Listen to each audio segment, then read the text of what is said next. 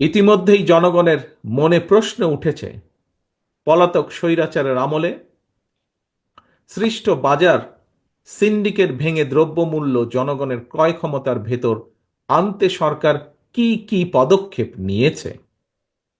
Fascist আমলে দায়ের করা লক্ষ লক্ষ মামলায় এখনো কেন প্রতিদিন অকারণে মানুষকে আদালতে বারান্দায় ছুটোছুটি করতে হচ্ছে।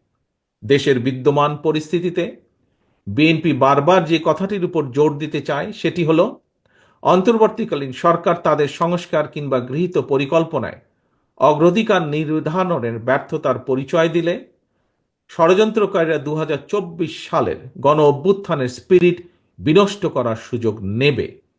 এরই মধ্যে তারা একাধিকবার দেশে অস্থিতিশীল পরিবেশ তৈরির অপচেষ্টা চালিয়েছে।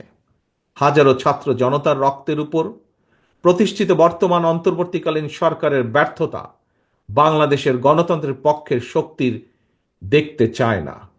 এ কারণেই জনগণের পক্ষের রাজনৈতিক দল হিসেবে বিএনপি অন্তর্বর্তীকালীন সরকারের প্রতি সমর্থন অব্যাহত রেখেছে।